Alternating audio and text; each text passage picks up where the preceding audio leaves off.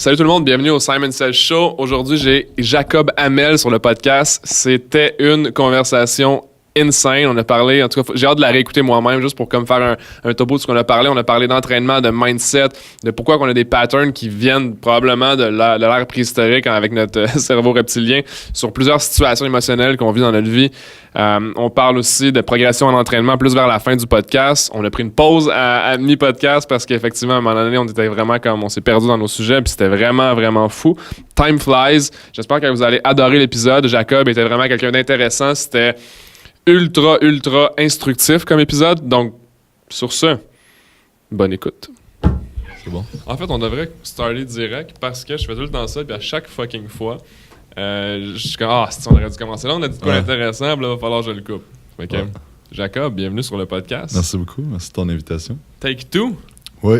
Ça fait, je pense que tu étais le premier invité sur le podcast. Est-ce que tu le deuxième? Ouais, quelque chose dans le même, premier ou deuxième. Je me souviens plus. Je me rappelle aussi que c'était vraiment scripté de mon côté, là. Que c'était très genre, ok, là, faut que je pose une question ici, là, puis là, faut que je. Ça a évolué un petit peu depuis. Je sais pas si tu en as écouté récemment des podcasts, mais j'essaie de rendre ça un peu plus comme une conversation, savoir ce qui se passe dans ta business, catch-up. Je sais qu'on se voit quand même fréquemment parce qu'on se croise souvent au gym, mais pour les gens qui savent pas, on te suit beaucoup sur les réseaux sociaux, tu es très actif. Mais qu'est-ce qui se passe avec Jake ces temps-ci? Qu'est-ce qui se passe? Ben, en fait, pas grand-chose de nouveau, je te dirais. Tu sais, des petits ajouts avec Quantum Training. Un cours en programme, là. Ouais, exactement. Un cours en ligne qu'on a sorti, une formation 100% en ligne, des formations qui s'en viennent aussi, que je donne pour former les entraîneurs. Puis en fait, continuer, qu'est-ce qu'on fait présentement, d'aller aider le plus de monde possible. Tu sais, j'ai un objectif de monde que je veux aider au courant de l'année prochaine. Donc, c'est pas mal ça, je te dirais. Rien de très nouveau, mais une continuité puis des ajouts de produits qu'on travaille ensemble, justement, là, des 2 minutes quantum, des affaires qui sortent bientôt. Là, je pense que c'est intéressant la manière dont tu as approché ça. J'ai aimé les termes. Je sais pas si tu t'en es rendu compte, mais tu as un nombre de gens que tu veux aider pour l'année prochaine. Est-ce que c'était de conscience que tu as dit ça? Ou c'était... Ouais, ben en fait, c'est un... Tu sais, je me mets comme objectif, oui, des objectifs monétaires, oui, des objectifs de vente, etc. Mais je me mets aussi des objectifs de personnes que je veux aider parce que au bout de la ligne, ma business, c'est d'aider le plus de gens possible puis de changer le monde de l'entraînement au Québec. C'est ça notre mission avec Quantum Training puis mes formations puis tout. Donc, c'est ça. Fait que je calcule aussi mensuellement le nombre de clients que j'ai et de monde que j'ai aidé. Et c'est ça. Fait que dans le fond, c'est de faire connaître la bonne nouvelle. Ouais, c'est ça. Quantum de faire Training. passer la bonne nouvelle. Exactement. C'est quand même drôle c'est quelque chose qui est inusité, surtout en affaires. Je veux dire, tu regardes des podcasts américains ou des situations, des business ailleurs dans le monde, puis tu parles en KPI. Les gens, pas toi nécessairement, mais les gens vont parler en indicateur clé de performance, pour ceux qui ne savent pas ce que KPI veut dire. Puis c'est quantifiable, dans le sens que oui, les humains, c'est quantifiable, mais c'est pas souvent une métrique que des actionnaires vont aimer entendre. Combien de gens on a aidé? Non, c'est quoi les profits, c'est quoi les pertes, c'est quoi les bénéfices nets et tout. Mais je trouve que c'est une très bonne, de mon point de vue, là, je trouve que c'est une très bonne idée pour acheter de la valeur à ta business quand tu penses en capital humain. J'avais jamais entendu ça, puis honnêtement, c'est un peu, je pense, ma philosophie aussi là, avec SP, c'est que je veux vraiment m'assurer qu'on accompagne les business, qu'on travaille avec elles, puis que ça rapporte pour eux selon leur objectif précis à leur business. Mais non, very nice, very nice. Tu sais, je pense que aussi, t'as beau avoir une business, mais il y a un côté humain à tout ça. Puis, tu sais, moi, je trouve qu'il y a rien de plus gratifiant que quelqu'un qui t'arrête, t'es au resto ou whatever, qui est comme « Hey, j'aime vraiment ça, ce que tu fais. » Puis qui te remercie de l'avoir aidé XYZ par le contenu que j'ai mis sur les réseaux sociaux, whatever. Donc, moi, je drive beaucoup à ça. Le monde qui m'écrit, tu sais, fait que dans le fond, c'est d'aider le monde, oui, qui paye pour mes services, pour nos services, mais c'est aussi d'aider le monde, la communauté en général du fitness. Tu sais, si je peux aider quelqu'un qui n'a pas nécessairement les moyens de s'engager un coach, mais que éventuellement, peut-être qu'il y a de l'argent, il va venir me voir, mais le but, c'est plus d'aider le monde parce qu'au bout de la ligne, tu sais, c'est ça qui est plus gratifiant que de faire peu importe de l'argent au bout du mois. Personnellement, c'est ça qui me drive le plus. Est-ce que tu es dans cette philosophie-là que d'être de service, c'est plus payant que tout le reste? Bon, 100%. C'est qui avait entendu qui avait dit ça? Il me semble que c'est quelqu'un, un philosophe ou dans les... j'ai un blanc, j'essaie de le trouver là, pour après le podcast, mais j'avais entendu dans un podcast que quelqu'un avait interviewé quelqu'un puis il parlait justement que d'être de service, c'est la première valeur qu'il cherchait chez un entrepreneur quand il voulait investir dans une compagnie. Cette personne-là est un investisseur. Puis elle disait, si la personne elle n'a pas à cœur d'aider son customer, sa personne à qui elle rend service, que ce soit comme tu as mentionné directement ou indirectement par les connaissances que tu fais juste partager. Les gens ils s'en rendent pas compte que tu fais beaucoup de stock gratuitement. Hein? Puis c'est quasiment pris pour acquis, on dirait, avec les médias sociaux, puis l'air de genre, OK, mais là, je cherche quelque chose, je vais le trouver, puis c'est lui qui va me le donner. Mais il n'y a pas de transaction monétaire là-dedans. Là. C'est juste toi qui décides de comme, partager ton knowledge, puis on va voir ce que ça donne dans le long terme. C'est... Ben, moi, je crois fortement que j'ai bâti ma business là-dessus de donner du contenu gratuit. Donc, donc c'est ça. Moi, je pense que... Puis c'est drôle parce que je me suis fait écrire souvent au courant des 5 dernières années que je mets du contenu gratuit sur les réseaux sociaux comme « Hey, tu devrais pas faire ça, tu donnes tout ton contenu gratuit, blablabla. » Puis ce monde-là, il était entraîneur, il y avait des pages, whatever. OK. Puis je sais même plus s'ils font ça à cette heure, tu sais. Fait que c'est c'est drôle une valeur clé, hein? Ouais, exact. Là, le monde, il pense que faut que je garde pour moi. Puis le monde, je pense qu'il y a beaucoup d'ego dans une business. Puis je dis pas que. Je travaille fort pour enlever l'ego parce que je crois fortement que ça apporte rien de bon. Parce qu'il y a une différence entre avoir de la confiance en soi et de l'ego. Puis ça pourrait être une autre discussion. Là, mais si tu as de l'ego et tu te dis, hey, moi, ce que je sais, ça vaut quelque chose. Puis c'est pas vrai que je vais donner ça gratuit au monde. Puis tout ça, tu sais, ça marche pas de même. Puis je crois fortement que tu as beau donner tous les conseils au monde. Le monde, ils vont pas nécessairement l'appliquer puis ils vont pas nécessairement comprendre comment tout ça va ensemble. T'sais, si je donne un conseil sur l'entraînement, sur la nutrition, mais il manque quand même des bouts que seulement quelqu'un qui a de l'expertise. C'est comme tu as beau donner des conseils, tu devrais, ta page Instagram, tu devrais faire ça, tu devrais faire ci, tu devrais faire ça, mais si j'ai pas de plan fixe à suivre puis j'ai pas aussi que je dois quelque chose au bout du mois à quelqu'un. Le sentiment d'accountability, c'est tellement gros, là. Exact. C'est très, très gros, effectivement. Fait que, tu sais, c'est pour ça que je trouve ça vraiment important d'avoir un coach, un mentor, quelqu'un qui t'aide dans toutes les sphères de ta vie, que ce soit l'entraînement, le business, le mindset, etc. Parce que de devoir quelque chose à la fin du mois à quelqu'un, c'est vraiment fort comme sentiment, tu sais. Fait que tu veux pas le décevoir, tu veux progresser, tu payes pour ça, tu sais. Fait que ça, c'est quelque chose que tu peux pas avoir gratuitement sur les réseaux sociaux puis sur Internet. Fait que, c'est ça. Comment est-ce que tu t'éduques, toi, au niveau de tes mentors? Parce que j'imagine que c'est plus en ligne de ton côté, au niveau des connaissances que tu vas aller chercher, des choses comme ça. Pas tant, dans le fond. C'est vrai, tu as rien de Californie récemment. Ouais, exact. T'sais, j'ai fait une 50aine de formations dans les 10 dernières années. J'ai été en Californie, justement, 2 fois. À Chicago, à Toronto, beaucoup au Québec aussi. Là, le 17-18 novembre, je fais une autre formation qui va être à Montréal avec Christian Thibodeau, qui est un expert en entraînement. Nice. J'essaie juste de... Tu sais, je crois fortement que les connaissances, ça se paye. Puis, tu sais, j'ai investi presque 100 000 $ en formation, tu sais, mais ça m'est toujours revenu, par exemple. Parce que l'affaire, c'est que j'ai un edge sur bien les coachs parce que j'ai des connaissances qu'eux, ils n'ont pas. Parce que moi, j'ai eu le guts de payer pour ça. Puis, c'est pas vrai que tu peux... Tu sais, le monde sont comme, j'ai lu les affaires en ligne de Charles Poliquin, je connais ça. Non. Il met à peu près 2% de ce qu'il connaît, là. Tu sais, va passer une fin de semaine avec, va passer 10 jours avec, whatever. Tu sais, fait que ça me ferait que le monde, il pense que c'est juste ça, tu sais, qu'on met tout sur les réseaux. Exact. Non, c'est pas de même que ça marche, tu sais. Puis plus t'en sais, plus tu te rends compte que tu sais rien, puis plus tu te rends compte que... Tu sais, il y a certaines personnes, t'es comme, il a l'air de connaître ça, mais quand tu rentres dans ce qu'il connaît vraiment, t'es comme, oh shit, OK. Il connaît vraiment ça, tu sais. Stéphane Cazot, c'est un de mes mentors en entraînement. Il a un background vraiment, vraiment sharp, puis il est rendu en Californie présentement. Puis depuis 2012 que je fais des formations avec lui, j'étais comme, il connaît ça, Stéphane, il connaît ça. Mais dans les 2 dernières années, j'ai été passé 4-5 jours avec lui en Californie, puis je me suis vraiment rendu compte, j'étais comme, OK, shit, c'est un autre niveau de ce que je pensais qu'il savait, tu sais. Okay. Fait que c'est ça, je pense, c'est vraiment important d'aller voir le monde à la source, de payer pour les informations qu'ils vont te donner, mais ça va changer bien les affaires, tu sais, puis tu vas apprendre plus, puis toi, tu vas faire plus d'argent au bout de la ligne avec ça, fait que... Est-ce que tu penses que c'est genre l'investissement à long terme, que les gens sont pas capables d'aller juste comprendre la valeur quand ils commencent dans une relation, pas nécessairement une relation de mentorat, choses comme ça, mais juste quand tu veux aller chercher du knowledge? Tu sais, il y a beaucoup de...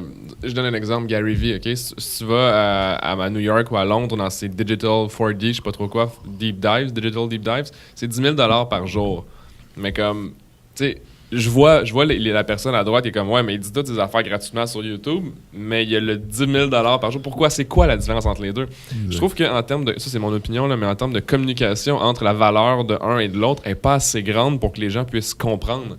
Parce que je pense, de mon point de vue, que ce soit dans n'importe quelle industrie, représenter ce que ton expérience vaut, c'est difficile, surtout quand tu es la personne qui essaie de l'exprimer. Tu sais, on regarde ton contenu, par exemple, tu drops du knowledge.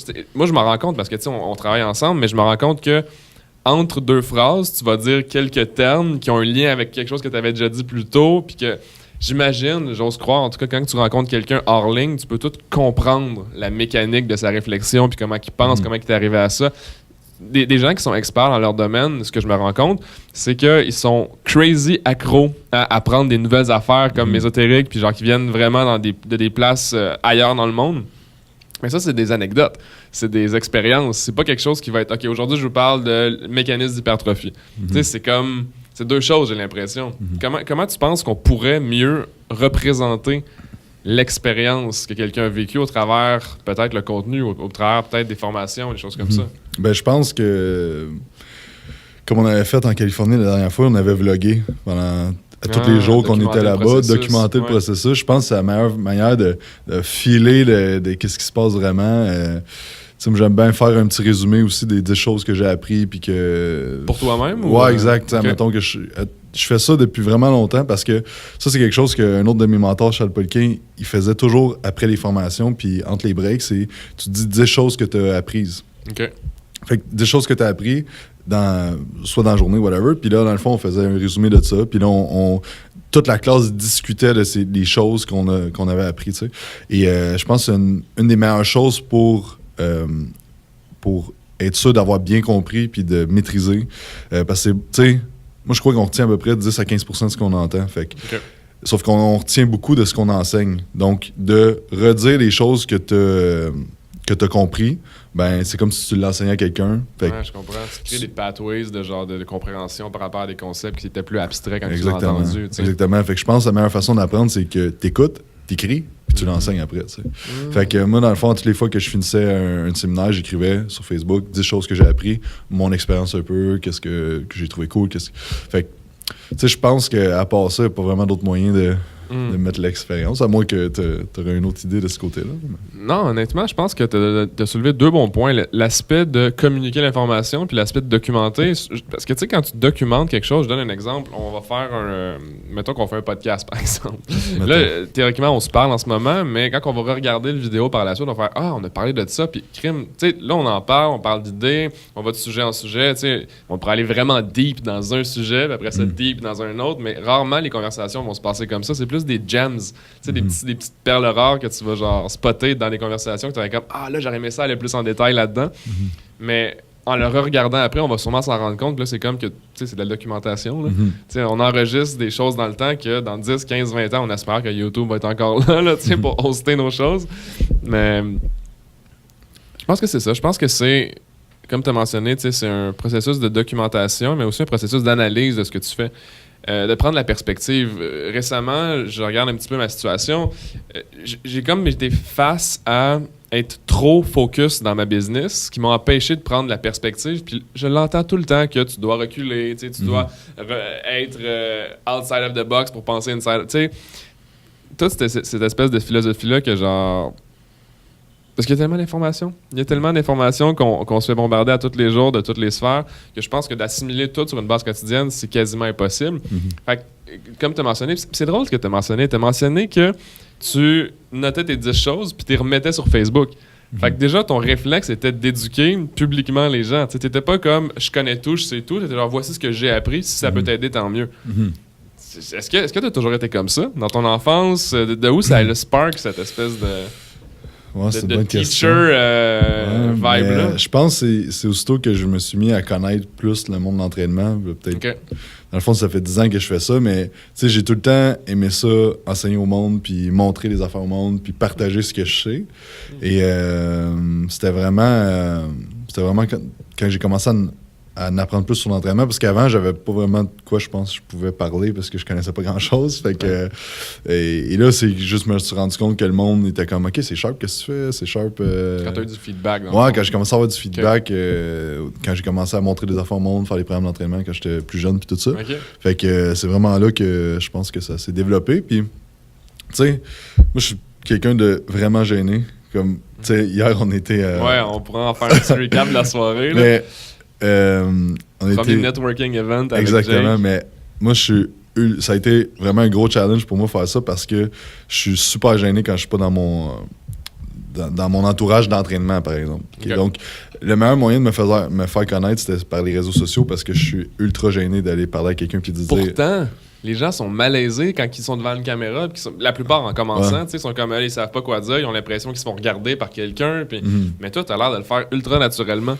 Ouais, mais faut dire que si tu regarderais mes premières vidéos, j'ai regardé tes premières vidéos. C'était vraiment pas bon là, parce que. Donc, c'est work in progress. C'est pas quelque chose que tu viens de inné. Il n'y avait pas ça à l'âge de pierre à les caméras. Là, non, exact. Puis, c'est ça. C'est un.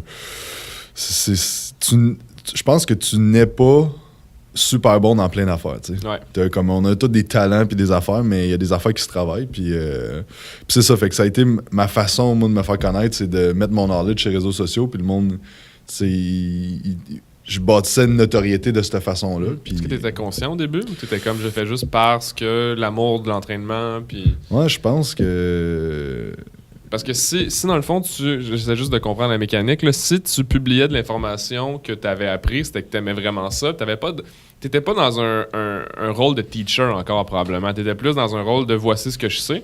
Puis ce que ça fait, ça, c'est que beaucoup de gens qui ont des connaissances, à un certain point, je pense que ça c'est mon opinion, s'ils ne les partagent pas, à un moment donné, ils vont se rendre compte que, comme tu dis, quand tu apprends de plus en plus de choses, tu te rends compte que tu connais rien, mais le syndrome d'imposteur, il va comme se manifester. Parce que là, tu commences à avoir des clients d'entraînement. Je donne un exemple en entraînement parce qu'on est dans la thématique. Tu commences à avoir je fais juste... Je suis pas une personne. J'essaie juste de comprendre, dans le fond, la mécanique derrière le syndrome de l'imposteur et justement l'information que tu vas donner aux gens. Quand tu... je vais essayer de refaire l'idée. Là, quand tu donnes l'information sans nécessairement avoir une intention derrière la tête, c'est plus de manière de service. C'est plus de service aux gens autour de toi. Puis après ça, tu fais des formations que tu donnes à des gens, tu fais du training one-on-one, tu fais des plans alimentaires. Tu fais pas mal de choses dans le domaine que c'est ton service aussi de business. Mais c'est quoi la limite? C'est quoi ma question réellement, c'est quoi la limite entre tu connais rien donc tu es un imposteur ou tu montres ce que tu connais puis c'est correct? Ben, je pense que... Tu comprends ce que je veux dire? J'en sais que c'est un peu... Ouais, mais nuageux là, comme explication, comme questionnement. Je comprends ta question, mais moi, je crois fortement que chaque personne peut apprendre quelque chose. Aussitôt, tu le sais, t'en sais un petit peu plus que la majorité du monde, tu peux en apprendre à ce monde-là. Donc, par contre, il faut que tu restes dans ton champ d'expertise. Ouais. Donc, exemple que tu commences, on va prendre le domaine de l'entraînement, tu commences en entraînement, tu lis un article sur les mitochondries, qui est dans le fond le powerhouse d'énergie au niveau de tes cellules. Fait que c'est de la biochimie, c'est super compliqué. Puis là, tu écris ou tu fais une vidéo sur les mitochondries parce que tu as lu un article sur les mitochondries. Tu vas perdre la crédibilité parce que le monde qui connaisse vraiment ça, ils vont dire, mais de quoi qu'il parle? Il a compris l'article tout croche, c'est pas ça que ça voulait dire. Tu sais, fait que sors pas de ton champ d'expertise. Si tu sais 2 affaires, parle de ces 2 affaires-là, mais va pas parler de quelque chose que tu ne maîtrises pas. Fait que je pense que... fait que ça, c'est là que je tirais la ligne à dire de quoi tu parles pas. Mais tu sais, si tu sais que manger des protéines puis des légumes, c'est bon, tu peux enseigner ça au monde, parce qu'il y a quand même du monde...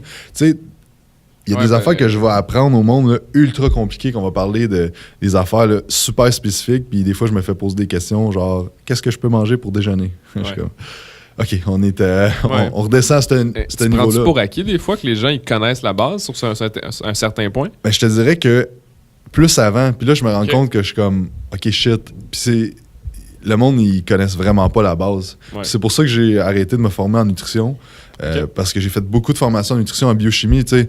On étudiait vraiment des affaires complexes, puis je me suis rendu compte que je suis comme... Là, j'avais tout ce knowledge-là, puis je pouvais aider le monde au niveau cellulaire, puis tout. Puis là, j'étais comme, OK, ben je t'ai fait ton plan alimentaire, commence avec ça, on va réévaluer. Puis là, le mois d'après, je suis comme, OK, là, on va rentrer telle affaire, puis là, OK, à combien de pourcents t'as suivi ton plan? Ouais, peut-être 60%. J'étais comme, fuck, OK. Faut qu'il maîtrise la base en premier. Fait que là, tu sais, c'était comme tout le temps de maîtriser la base. Puis je me rendais compte des fois que je travaillais avec une personne pendant 1 an. Puis après 1 an, on était capable d'aller chercher un 90% au niveau de sa nutrition pendant le mois. Oh, Là, je suis comme, OK, wow, pourquoi tout ces knowledge-là, puis de me casser la tête quand que le monde maîtrise pas la base. Donc c'est ça, mais fait que c'est pour ça que j'ai arrêté de pousser en nutrition parce que je suis comme, OK, faut vraiment que le monde maîtrise la base. Fait qu'à cette heure, tu sais, surtout quand que je fais des lives questions-réponses sur Facebook, sur Instagram, mais je me rends compte que les questions qui reviennent le plus souvent, c'est des questions très de base. Et c'est ça, fait que... Ouais, je sais pas si ça répond à ta question. Ben, oui, dans le fond, tu as répondu juste plus au début de ton explication quand tu mentionnais que reste dans ta ligne. Tu sais, puis souvent... Je sais pas si c'est une question de justement d'être trop un nerd par rapport à des sujets qui sont vraiment précis, mais quand j'imagine ça t'arrivait, j'imagine quand tu commençais à apprendre plus en profondeur dans la nutrition, t'étais plus comme oh god, là je connais rien, parce que là tu parles encore vraiment plus deep, mais ce petit pourcentage de personnes-là qui vont vraiment bénéficier de cette information-là que quand tu vas leur enseigner, c'est pas nécessairement... je vais pas dire que c'est pas de service, parce que ces gens-là qui vont être vraiment intéressés par les concepts profonds, ils pourraient aller les chercher eux-mêmes, tu sais. Mais les gens que tu rencontres initialement, c'est souvent parce qu'ils ont un problème de base. Donc, tu sais, effectivement, je peux comprendre que c'était peut-être comme 98% du monde n'était pas nécessairement affecté par ton information, qui c'était pas nécessairement que c'était utile, mais en même temps, ça t'empêche pas d'en parler. Mais là, si t'en parles, tu trouves la porte à être devant les nerds qui sont comme « Ouais, mais là, il y a ce détail-là, puis il y a ce détail-là aussi que tu pourrais comme considérer et tout. » Fait que je pense que, tu sais, somme toute, restant dans les choses qui sont simples, mais qui sont de base, souvent, ça va aider beaucoup plus de monde en général. Exact. C'est le principe que je comprends, en fait. 100%. Puis une erreur que je fais souvent, c'est que c'est le contenu que je mets sur les réseaux sociaux, c'est que je parle des affaires que moi, ils m'intéressent. Ben oui. Mais tu sais, j'essaye à cette heure de plus blender un peu de tout, là, mais je pense que ça prend un blend aussi. Là, mais bref. Ça, puis ça fait penser, pour revenir, tantôt on parlait de mentors, puis des trucs de même, tu sais, je pense que c'est vraiment important d'avoir des mentors dans différentes sphères, genre, puis de pas, tu sais, je crois fortement que tu peux pas builder une business si tu travailles pas sur toi-même.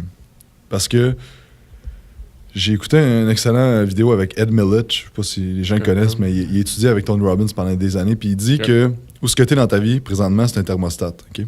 Puis ton succès que tu vas avoir financier, tout ce qui t'arrive dans la vie, admettons que tu es à 25 degrés, OK? Peu importe que tu vas aller à 20, admettons dans ta vie, ça va pas bien, ça descend à 22, la vie va faire en sorte que ça va remonter à 25. Si tu commences à avoir du succès, mais que personnellement, tu n'es pas rendu au point d'avoir un thermostat à 27, tu vas redescendre automatiquement à 25. Tu vas t'auto-saboter pour descendre.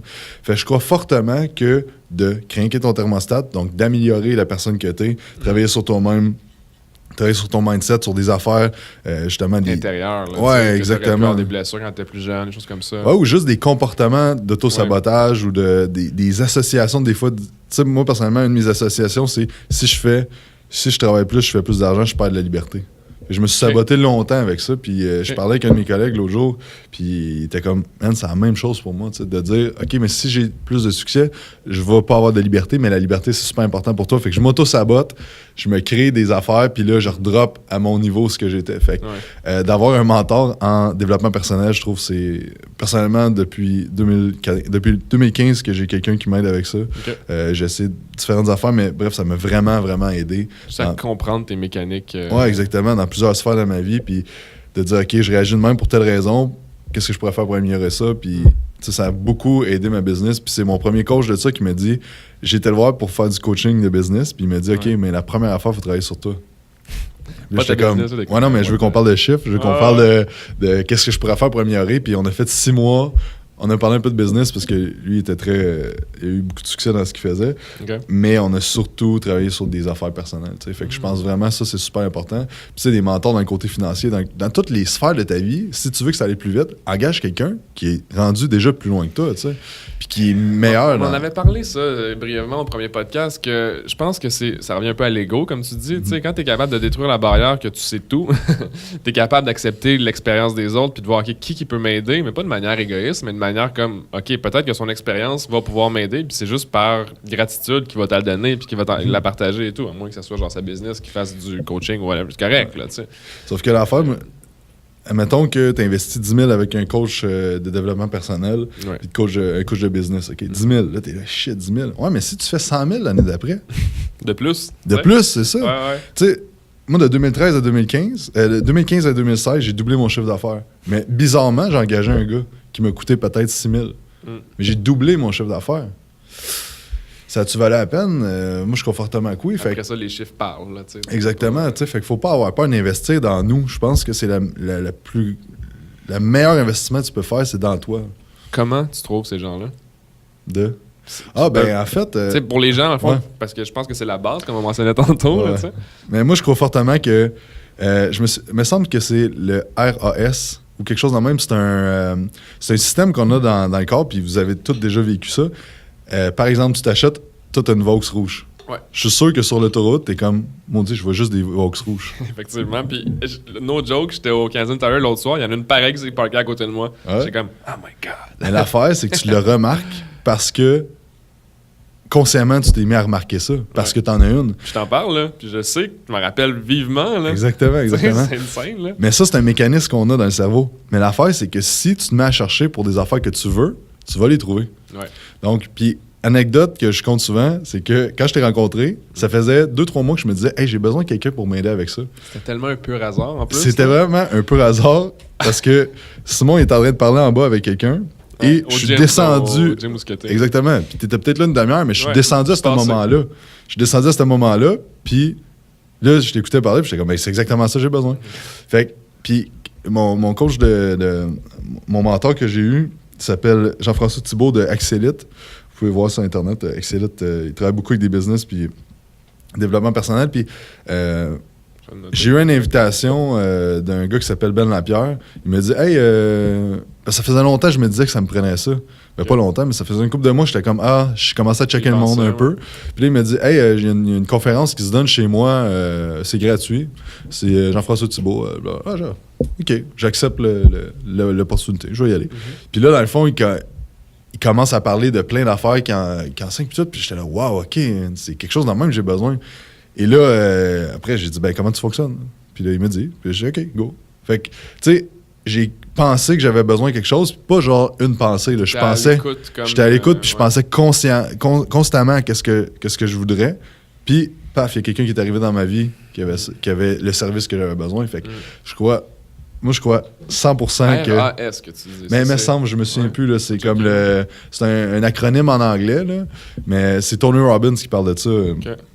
Est-ce que c'est quelque chose comme au niveau de la manifestation de ce que tu voudrais qu'il arrive, que là, d'essayer de le visualiser? Parce que je sais que Tony Robbins est beaucoup dans le priming. Là. Ouais. Tu sais que tu vas te primer à penser quelque chose, puis là, étrangement, ça arrive. Là, tu sais. Ouais, mais c'est que quand tu penses, tu vas poser des actions concrètes, puis tu vas voir des opportunités que tu ne verrais pas avant. Parce qu'on s'entend, il y a des opportunités tout bout de champ. Il y a des opportunités... C'est pas des opportunités qui manquent. Non, exact. Je pense que c'est ton niveau de préparation personnelle face à ces opportunités-là. Exactement. Fait que, tu sais, si tu dis, moi, je vois toutes les opportunités il y a des opportunités qui arrivent à moi. Tu sais, puis, exemple, le 5-minute journal, que tu écris des choses que tu veux qui arrivent dans ta journée, ben moi, j'écris souvent, je vais avoir une opportunité intéressante aujourd'hui, tu sais. Puis juste de me dire, comme, je suis chanceux, puis j'ai tout le temps plein d'opportunités qui m'arrivent, puis de croire à ça fortement, c'est drôle, mais il y a tout le temps plein d'affaires. C'est intéressant ça, parce que j'écrivais dans mon journal ce matin, justement, qu'est-ce que j'ai écrit? C'était par rapport à... Oh my God, j'ai un blanc. J'étais reconnaissant par rapport à l'événement d'hier, que c'était vraiment intéressant. J'ai rencontré plein de monde, que quelqu'un m'a dit... Quelqu'un qui est venu me voir, Nowhere, je vais juste faire une petite parenthèse, là, il est venu me voir Nowhere à l'événement, le réseautage qu'on pourra justement parler en détail après. Là. Puis quelqu'un m'a parlé de toi, il m'a dit que c'est toi l'expert en telle affaire. Puis j'étais comme, aïe, quelqu'un a dit ça de moi. Souvent, quand je parle aux clients, la première question que je vais leur poser, c'est qu'est-ce que les gens disent hors ligne? Quand je dis hors ligne, je dis qu'est-ce qu'ils disent dans ton dos de ta business? C'est quoi la vision que tu envoies, le message que tu projettes? T'sais? Quand j'ai écrit ce matin dans mon journal, j'ai écrit je suis vraiment grateful que les gens parlent en bien de moi. Puis je pense que juste d'aller dans le résultat, d'être en pleine conscience du résultat que ça a pour moi, je pense que ça me transforme en étant quelqu'un qui est de manière positive, intéressé envers les autres. Je veux dire, je fais le podcast en ce moment parce que je suis legit intéressé qu'on passe du temps de qualité à jaser. Tu Penses-tu quelque chose qui se manifeste comme c'est une roue qui tourne un peu? Ouais, 100%, tu sais, puis tout ce que fascinant, tu penses peut arriver, tu sais. Si Ouais. t'es capable de le penser, t'es capable de le créer, t'es capable de... Tu sais, pourquoi qu'il y a du monde qui sont millionnaires, que tu regardes, puis ils ont l'air d'avoir du succès dans toute leur sphère de leur vie, t'es comme, qu'est-ce que... Sont-ils nés avec un gène différent? Ils Ouais, ont-ils c'est une ça, c'est génétique? l'ADN, là, tu sais. Non, c'est la manifestation de ce qu'ils pensent, c'est du travail, c'est des actions, mais c'est... Tu sais, tu vas écouter des affaires avec n'importe qui a du succès dans la vie. Qu'est-ce qu'il fait? Il pense tout le temps à ses objectifs. Ouais. Il les écrit le matin, il les écrit le soir. Il 100% des actions en ligne avec ça. Tu sais, c'est un mindset. Puis, je me souviens, Jean-François, il m'avait dit, tu te demandes-tu pourquoi des fois qu'il y a du monde qui pogne des flats? Pourquoi qu'il y a du monde qui pogne 5 flats par année? Tu sais? Moi, j'ai pogné un flat dans toute ma vie. Tu sais, je sais pas si t'as déjà pogné un flat, La mais... semaine passée, j'ai La pogné semaine un flat. passée, Il y avait mais bref, plein de métal, mais c'est drôle. Mais tu sais, Ouais. il dit pourquoi qu'il y a du monde que c'est juste du malheur qui arrive, c'est Ouais. juste puis pourquoi il y a du monde ça arrive pas, tu sais, c'est pas une question de circonstance, ça. Moi je crois fortement que c'est une question de comment tu vois les choses, tu sais. Ouais. Pourquoi qu'il m'arrive telle affaire, c'est tout le temps à moi que ça arrive. C'est sûr que si tu dis ça, qu'est-ce que t'attires? Juste des affaires pas bonnes, tu sais. Fait que puis même chose pour là, peut-être ça rentre un peu ésotérique, mais la maladie. Mhm. Quand t'es malade, moi je crois fortement que ça a un impact de comment tu penses. T'sais. Puis pourquoi qu'il y a du monde qui vont avoir le cancer, qui vont avoir des rémissions, puis tu les écoutes parler, puis sont comme non, moi je m'en sors. Là. C'est pas vrai que c'est fini là. Puis qu'est-ce qui arrive? Qu'est-ce qui s'en sort? Pas tout le monde, mais je veux J'ai dire. beaucoup de cas où est-ce que leur mindset, leur état psychologique était vraiment fort, que je connais, qui s'en sont sortis. Je sais pas si tu avais écouté le podcast avec Vicky, justement, avec Hervé, qui était designer intérieur. Elle est dans le fond, elle essaie de comprendre les problèmes des gens, pourquoi ils se manifestent. C'est vraiment fucké, là. Mais c'est hot, dans le sens fucké dans le bon sens. Là. Elle va voir des gens qui veulent faire de l'amélioration locative de leur maison, mais elle essaie de comprendre c'est quoi les problèmes qu'ils ont vécu, pourquoi ils voient leurs choses de cette manière-là. Puis souvent, elle me disait c'est que les gens ils tombent en larmes quand ils sont capables de déceler c'est quoi. Tu sais, mettons une madame qui sort de l'hôpital, puis là, elle dit je vais avoir mes murs tout verts.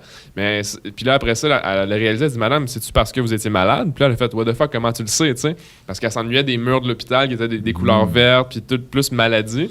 Puis elle a fait, aïe, elle était même pas consciente, la madame, là. Puis elle a fait, aïe, c'est exactement pour ça que je voulais des murs verts. Puis là, elle s'est mise à pleurer et tout. Puis j'étais comme, effectivement, je veux pas aller dans la zone médicale où est-ce que je suis pas formé puis je connais pas ça, mais souvent, j'entends que, tu sais, le stress, c'est bon, le stress, c'est négatif, mais c'est une hormone. Je sais pas si c'est exactement ça. Ben, en fait, le stress, c'est pas une hormone, mais le cortisol, c'est une hormone C'est ça. qui va augmenter, qui va te faire. Ton niveau de stress qui est ça, pas nécessairement en fait, négatif, le stress, c'est un positif. état psychologique.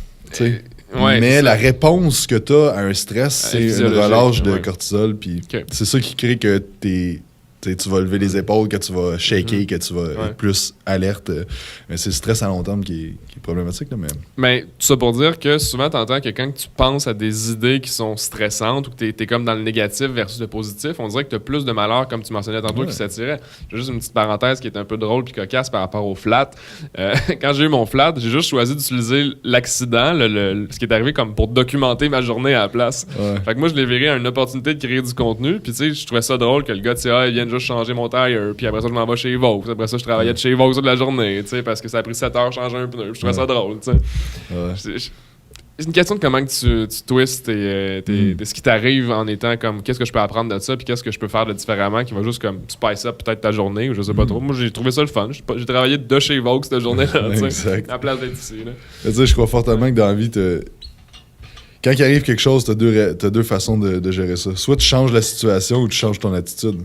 Parce que il y a tellement de monde qu'ils peuvent pas changer la situation, mais ils veulent pas changer leur attitude. Puis c'est ce que ça crée, c'est seulement de la frustration et des affaires négatifs. Puis pour vrai, puis j'espère que tout le monde va prendre le temps d'y penser, là, si j'écoute le podcast. Là. Dans quel moment de ta vie d'avoir été négatif puis de t'avoir senti mal puis de te mettre du stress puis des affaires négatifs là, puis de faire une introspection. Genre. Ouais, mais de penser très négativement, à quel moment ça t'a aidé? Je vais lancer quelque chose, OK? Je suis pas certain que les gens qui pensent, mettons, on va dire activement, négativement, dans le sens que leur premier instinct va être de penser que le pire est arrivé à la place de qu'est-ce que je peux faire, qu'est-ce que je peux grandir de ça. Je pense que c'est tellement quelque chose qui se sont conditionnés jusqu'à temps qu'il y ait 40, 50, 60 ans que leur réflexe mental, il est pas indestructible, mais il bougera pas. Je veux pas être fataliste avec cette information-là ou cette pensée-là, mais je sais pas, je connais des gens dans mon entourage où est-ce que ils vont regarder une situation, puis leur premier réflexe, ça va être d'être négatif. Tout de suite, moi, mon réflexe, c'est comme, ben non, c'est une opportunité pour faire autre chose. Là, je leur dis, puis ils s'en rendent même pas compte. Ils sont même pas conscients que ce que j'ai dit était positif versus ce qui était négatif de leur point de vue. Qu'est-ce que tu fais dans ce temps-là? Mais je pense Tu peux pas essayer de changer les gens. Non, c'est sûr, parce que les gens changent pas, mais s'améliorent, selon moi. Fait que l'affaire, c'est que la première étape, c'est de t'en rendre compte, tu sais. Puis c'est comme la matrice. Ouais. Tu sais, Neo, il s'en rend pas compte qu'il est dans la matrice, mais quand que Morpheus, il dit, tu te rends compte de comment que c'était, puis il était comme, oh shit, ok, ouais. Je suis sorti de la matrice, je vois, genre... Ouais. Toutes les portes and shit. Exactement. OK, mais il est pas rendu au point où il est à la fin du film quand il s'en rend compte, tu comprends? Fait que la première étape, c'est de t'en rendre compte, puis après ça, de faire les actions nécessaires. Puis c'est tous des patterns qu'on a parce qu'il faut pas oublier que l'humain, c'est une créature d'évolution, c'est une créature qui veut la survie de lui-même et de ses descendants, tu sais. Fait que l'affaire, c'est qu'on a des réactions... Tu sais, au niveau du cerveau, on a différents types de cerveau, puis on a le cerveau qui s'appelle reptilien. C'est le cerveau...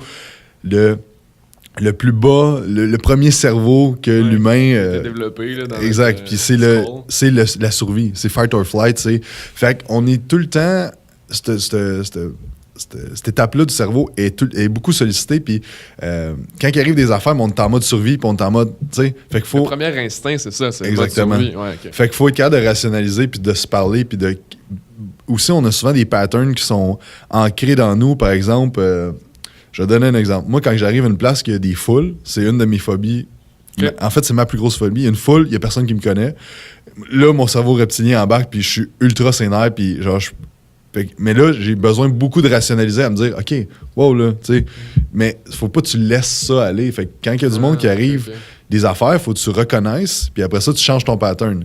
Par exemple, je vais donner un exemple d'une de mes clientes cette semaine. Elle me dit... J'ai de la misère pour manger des toasts ce matin. Parce que mon gars, il mange des toasts. Mais elle dit, je me suis rendu compte que c'est quand que je prenais mon café le matin, toute ma vie, j'ai pris un café puis j'ai mangé une toast au beurre de pinot. Wow. Puis elle disait, toutes les fois que je buvais mon café, j'avais le goût de manger une toast au beurre de pinot. Puis elle dit, là, ce que j'ai fait, je déjeune mon repas que j'ai donné, qui est des œufs, puis blablabla. Puis après ça, je prends mon café, mais j'ai pas faim.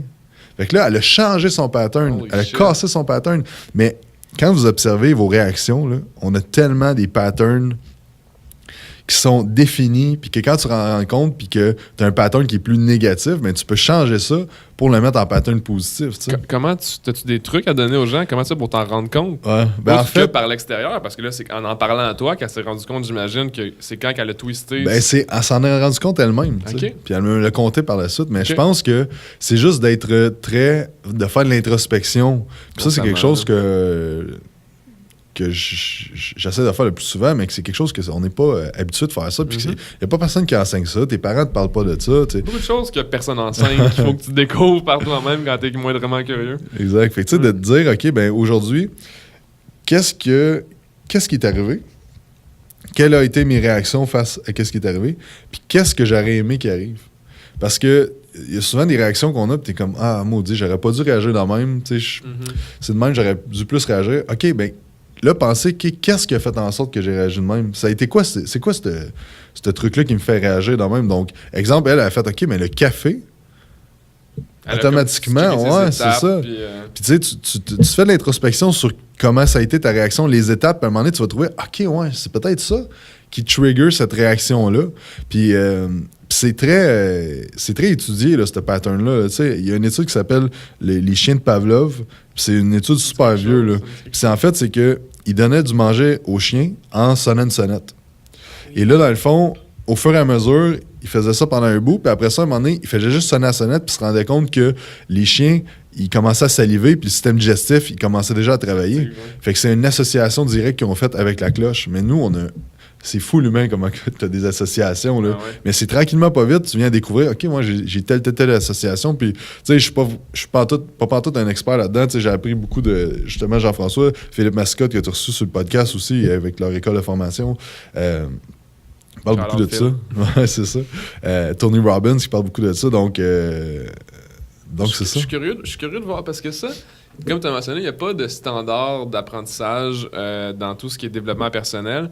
Mais les gens qui se forment quasiment eux-mêmes là-dedans ou par des mentors aussi, des coachs qu'eux, ils découvrent et qui développent une expertise dans le développement personnel, c'est que probablement ils ont eu plein de case studies devant eux de OK, quand quelqu'un agit de telle manière, ça crée ça. Ah, quand eux pensent de telle manière, elle va régler ce problème-là. C'est drôle parce que ça crée des spécialités de choses que les humains... Je crois beaucoup, en tout cas ça c'est moi, là, je crois beaucoup que on essaie de régler sans s'en rendre compte les problèmes d'une société quand on vit en société. Moi, personnellement, je suis quelqu'un qui a besoin d'aider les gens. Probablement qu'il y a une histoire là, derrière tout ça qu'il faudrait que j'aille réétudier. Puis je regarde mon passé et tout. Mais ça revient un peu à ce qu'on disait tantôt, d'être de service. Tu te rends pas compte que ce que tu fais, c'est pour les autres. Puis je sais pas si ça vient du reptilien. Parce que quand tu regardes à l'ère, mettons, je fais tout le temps allusion à l'ère préhistorique, tout ça, mais quand tu habitais dans Meurthe, you gotta survive. Là, il fallait que tu checkes s'il n'y avait pas un tigre qui allait venir. Il fallait que tu surveilles le feu pour que tout le monde puisse comme pas mourir d'hypothermie la nuit. T'sais. Fait que je sais pas si cette espèce de sentiment ou de réflexe de survie qui est collectif, peut être collectif, pas nécessairement individuel. Mais 100%, parce qu'il y a un livre qui est excellent qui s'appelle... Ah, j'ai oublié le nom. Merde. Mais c'est... Par rapport à quoi? C'est sur le développement de l'Homo sapiens. Sapiens? Ouais, Sapiens. Exactement. Tu l'as lu, ça, hein? Non, ouais? je l'ai pas lu. Tu l'as pas lu, mais j'ai mais entendu beaucoup de résumés. C'est vraiment un excellent livre, mais à un moment donné, tu comprends le concept, mais tu sais, il parle que l'humain est une créature de meute, justement, puis dans le fond, c'est que pourquoi qu'on a tant... On veut tant se faire aimer des gens, puis on veut tant se sentir important dans la société, puis pourquoi qu'on veut ça? C'est pas juste à cause de Facebook, là. Non, parce que c'est... Mais Facebook, c'est que ça l'accentue. On pourra en parler longtemps. Ouais, exact. Mais l'affaire, c'est que, OK, si tu fais partie de la meute, que tu es accepté par les gens autour de toi, ta chance de survie est beaucoup plus grande parce que tu n'es pas en dehors de la meute puis tu fais pas kick-out de dire « Ah non, toi, on ne veut pas ». Pourquoi que c'est si douloureux au primaire quand tu es le dernier choisi pour jouer au ballon chasseur? Ça fait mal, ça. Tu veux être lui qui lance le plus fort. Là, exactement. Puis pourquoi ça fait si mal? Parce que tu te sens rejeté de la meute. Dans ton ADN, tu te sens rejeté puis que tu vas mourir. Parce que tu seras pas de survivre tout seul. Non, c'est ça, exact. Parce que l'humain est au-dessus de la chaîne alimentaire parce qu'il est intelligent, pas parce qu'il est fort, pas parce qu'il est bon, parce que collectivement, il est intelligent et il est capable de survivre collectivement. Le rhinocéros, c'est pas mal plus fort que toi. Exactement. Puis, donc, c'est intéressant des fois d'analyser un peu que nos réactions sont dans notre ADN, mais qu'on a le contrôle de ce qui se passe. T'sais. On a le contrôle de comment on réagit puis comment qu'on... Mais c'est pour ça que c'est dur, parce qu'on a des réactions qui sont très, très reptiliennes, qui sont très dans notre ADN. Puis après ça, là, il faut être capable de faire « OK, je réagis de même. OK, je prends un pas de recul. Je m'éloigne un peu de comment je réagis. Puis sur le moment, là, quand ça arrive. Ouais. OK, pourquoi je réagis de même? Qu'est-ce que je devrais faire? » Là, puis de réagir différemment. Mais on a tout le trigger automatique de réagir d'une telle façon, tu sais. C'est fou qu'on réagisse de même dans une situation. Là, en ce moment, on est dans une pièce qui a 4 murs, qui a des portes potentiellement scellables, ils se ferment, puis qu'on aurait quand même ce mécanisme de réflexion-là. On n'est pas genre dans une grotte, là, où est-ce que n'importe quoi peut arriver à n'importe quel moment, mais quand même, c'est le premier réflexe d'instinct qui va se passer dans la tête, comme « OK, God, on est peut-être... » Ça me fascine, ça. Mm-hmm. Ça me fascine de savoir puis de penser que le concept de sécurité, on n'a plus le même niveau, surtout en Amérique du Nord, là, c'est pas pour genre dire qu'on est les meilleurs ou whatever, mais le niveau de danger par rapport à ton quotidien, outre peut-être te faire frapper par un char ou qui arrive comme, je sais pas, moi, un rayon gamma du soleil, puis que là, que tout le monde meurt, I don't freaking know, genre. Mais le niveau, je pense que le niveau de danger, je sais pas s'il y a... Tu sais, il y a des gens qui baissent leur garde par rapport à ça, puis que là, sont peut-être plus conscients. Est-ce que c'est ça qui t'est arrivé par rapport à ta situation quand justement tu remarques tes patterns? Ben en fait, je pense pas que tu baisses ta garde parce que... C'est se battre contre ton petit cerveau. Là, ouais, genre. Exactement. Faut pas que tu te bats contre tes instincts. Faut t'en prendre conscience. Okay. Puis après ça, tu t'ajustes. Mais ça me fait penser, tu dis, le monde, on est plus stressé à survivre, mais... Je me souviens plus de combien de milliers de personnes qui prennent des antidépresseurs au Québec. Là, le chiffre est assez intense. Insane. Puis ça, on regarde, là, 80% de la cocaïne mondiale est consommée en Amérique du Nord. Mais par contre, on est le pays le plus libre, qui a le plus d'opportunités. Qu'est-ce qui se passe là, avec ça? Là? Le monde sont stressés pour des niaiseries. Mm-hmm. Okay? Puis ils sont pas capables d'être contents de ce qu'ils ont, ils sont pas reconnaissants. C'est un vice, là, tu sais, la pas du bien et tout, là, genre, c'est un rabbit hole. Pour vrai, puis c'est pour ça que je dis qu'il faut que tu travailles sur toi-même, peu importe que t'as, parce que pour vrai, c'est triste de voir le monde à quel point ils sont stressés, puis le stress a un gros impact sur tes résultats que tu vas avoir dans le gym. sur tes résultats, de composition corporelle, la masse musculaire, puis tout ça. Puis je passe beaucoup de temps à parler de ça avec mes clients, de savoir, tu te considères-tu comme une personne stressée, t'as-tu une anxiété, puis tout. Puis le nombre de personnes qui font de l'anxiété, qui ont de la misère à dormir, que c'est effroyable. Là. Pour vrai, c'est comme 85% de mes clients. Là. Est-ce que tu penses que les réseaux sociaux ont un impact là-dessus? Quand je dis les réseaux sociaux, c'est plus comme les manières de partager l'information, c'est pas nécessairement un en particulier. Là, oui, je pense beaucoup. Instagram du doigt, là, Instagram. Non, mais je pense beaucoup que les gens, ils se comparent, ces réseaux sociaux, puis que ça les rend malheureux, tu sais. Parce que ça a été accentué par l'ère de l'accessibilité, justement, à ce que Bobé fait en Inde, ou genre ce que Dude fait à Paris dans son château, ou genre... Tu suis des pages, excuse-moi de te couper, tu suis des pages de gens qui ont l'air d'avoir 9 Ferrari différentes à tous les jours. Tu sais pas s'il l'a loué, tu sais pas si genre il s'est juste mis devant pendant qu'il était dans le parking d'une autre place, tu sais. C'est tough de penser, tu sais, parce que là, personne de bonne foi veut penser que tout le monde est honnête, right? Mais quand tu regardes les choses comme elles le sont, factuellement parlant, je sais pas si c'est un terme, là, mais les faits, comment sont les faits, là, tu te rends compte que la plupart du temps, les gens, ils ont de se remonter à cœur versus d'afficher nécessairement la réalité. Puis c'est quelque chose que j'essaie de travailler beaucoup, beaucoup, pas juste avec mes clients, mais comme en général, quand tu exprimes ce qui se passe, essaie d'être le plus real possible. Parce que ça se sent. Tu sais, on le sent. Les gens qui sont anxieux, qui sont stressés, qui sont dépressifs, sûrement parce qu'ils se rendent compte qu'ils n'ont pas le même style de vie, le même lifestyle. Le lifestyle, je sais pas si tu as vu Black Mirror, là, oh my God, il y a un épisode que c'est genre Instagram dans le monde réel, mais que les gens, aujourd'hui, qui regardent ça, on se dit comme, ça nous arrivera jamais, ça, mais c'est exactement ce qui arrive en ce moment. C'est juste qu'il n'y a pas le petit plus de tu payes avec tes likes encore. Je suis sûr que ça va venir, là. Je suis sûr qu'un moment donné, tu vas pouvoir payer en notoriété avec ton nombre de followers quelque part dans le monde, tu sais. En tout cas, c'est... Ce qui arrive avec ça, c'est que le monde montre juste leur meilleur jour, tu sais, puis... mais pourquoi? Ouais, mais l'affaire, c'est que, tu sais... Ouais, pourquoi ils se sentent obligés de montrer juste leur meilleur jour? Ouais, mais je pense que, tu sais, si j'arrive chez nous un soir puis que je suis découragé puis je file pas puis je suis comme, man, c'est tough, pourquoi je fais ça encore, whatever. Je vais pas prendre une photo puis mettre ça sur les réseaux sociaux. Parce que, premièrement, moi quand je vois quelque chose de même, je vois que la personne... Elle cherche l'attention. Elle cherche l'attention, tu comprends? Tandis que ça est comme normal de mettre une photo de voyage, une photo de ci, une photo de ça. Puis l'affaire aussi, c'est qu'il faut pas oublier que... Tu sais, je parle souvent de ça avec mon chum Hugo, que on a voyagé pas mal les deux dans les dernières années, puis le monde sont comme « Hey, ça a tellement l'air malade, qu'est-ce que vous faites? » Puis je suis comme... Genre, je trouve... Tu sais, moi, je regarde d'autres mondes, puis je suis comme « Aïe, ça a l'air malade. » Fait qu'il faut arrêter de... Faut être reconnaissant de ce qu'on a, vouloir plus, mais sans se rendre maladif avec ça. Puis je pense que c'est ça le problème, c'est que le monde, au lieu de se propulser avec ce qu'il voit, puis de... collectivement se monter, tu sais, c'est comme... Ben, je pense qu'avant de demander, pas nécessairement de l'aide à d'autres, les gens vont juste se comparer, puis comme se morfondre sur eux-mêmes. Puis tu as mentionné que l'impression que tu as quand les gens, ils montrent un moment qui va pas bien, de vulnérabilité, on pourrait dire, mettons, sur les réseaux sociaux, c'est que souvent, ta perception, à cause que toi, probablement, tu penses pas de même, ben c'est que, shit, il veut de l'attention. Mais peut-être que c'est parce qu'il a besoin d'aide. Peut-être que c'est parce qu'il essaie juste d'avoir l'opinion de son collectif, là, de son tribe, là, probablement. Il y a probablement beaucoup de raisons. Je vais essayer de le finir. Là. C'est un mini-livre, là, The Obstacle is the Way. Là. C'est pas long, mais tabarouette, j'ai de la misère à prendre 2 secondes pour m'asseoir puis le finir. Mais je suis gros dans la partie de la perception en ce moment.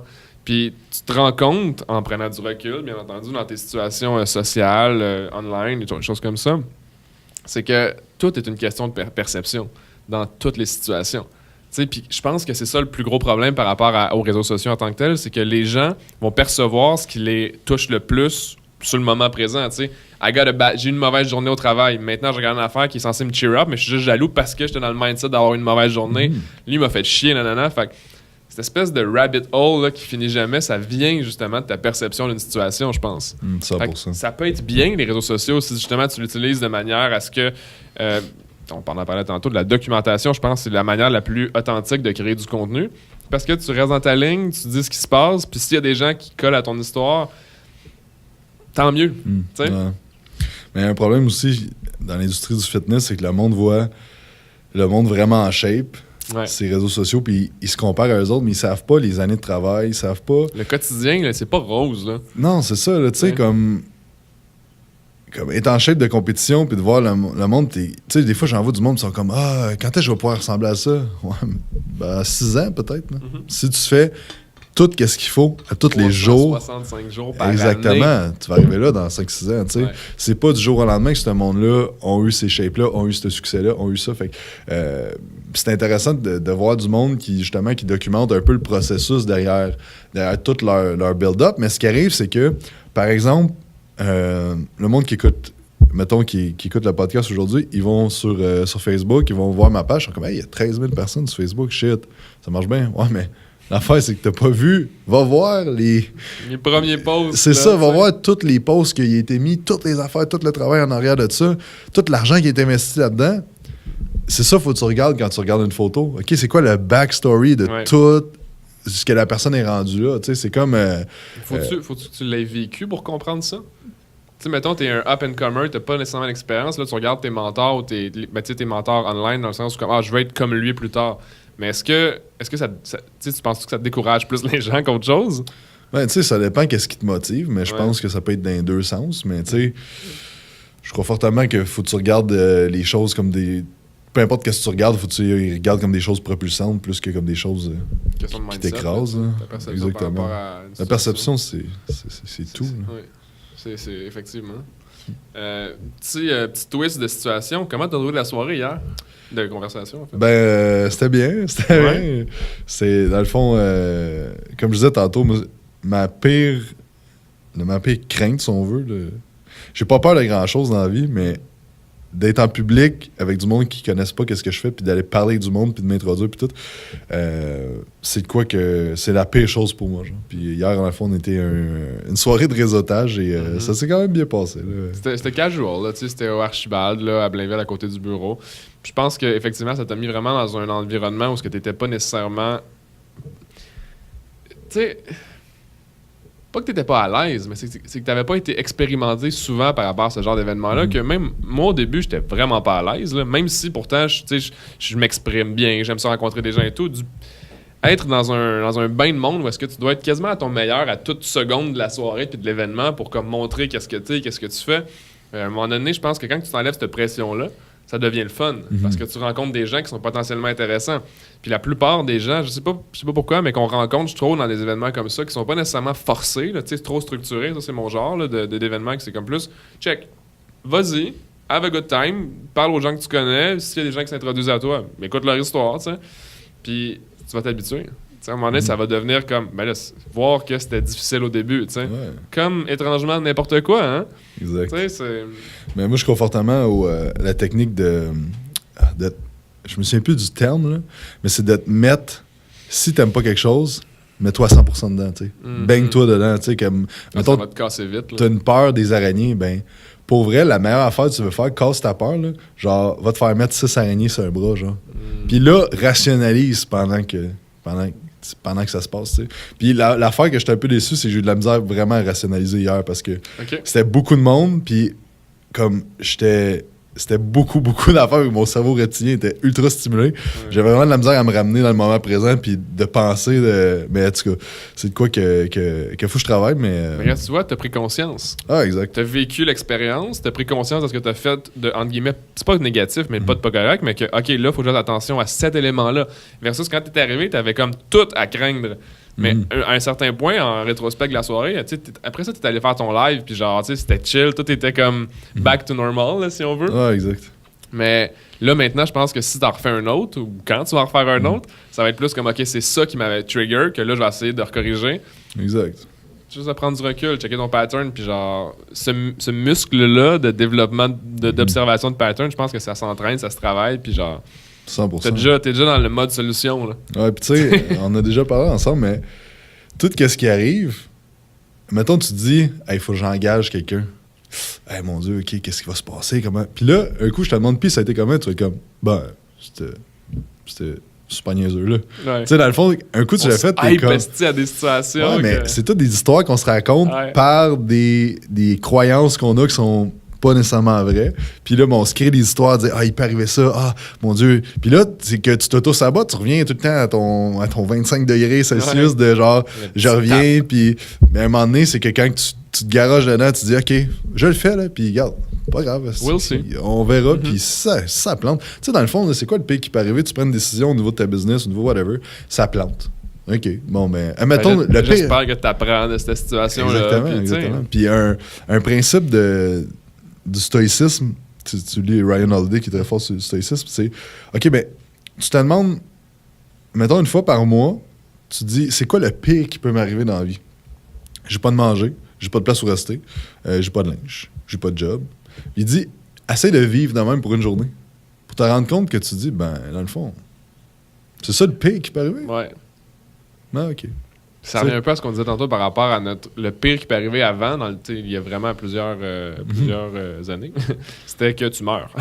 Ouais, exact. Là, aujourd'hui, c'est que t'auras peut-être pas de Wi-Fi pendant 3 heures parce que ton serveur il est down ou genre. Exact. Mais on se crée des stress avec Ouais. ça, mais de se rendre compte que la paix, tu fais faillite demain matin, ou je fais faillite demain matin, là, mais j'ai réussi à bâtir de quoi une fois. Je pense que je vais être capable de le refaire puis que ça va aller plus vite. Puis je vais avoir appris de pourquoi je me suis planté. Là. Qu'est-ce qui a fait dans ça que j'ai planté? Puis tu vas. Fait que tu sais, il faut pas avoir la peur de prendre des décisions, d'essayer des affaires. Tu sais, pour vrai, on l'entend souvent, là, mais on a juste une vie à vivre. Là. Puis demain, peut-être que tout à l'heure, je vais sortir, là, je vais me faire frapper puis je vais crever d'être là. Tu sais. Peut-être. Tu Fait te bas, par exemple. Non, mais je je sais. podcast. Tu sais, c'est pas. Je pense pas que c'est négatif de penser de même. Ouais. Moi, je me dis souvent.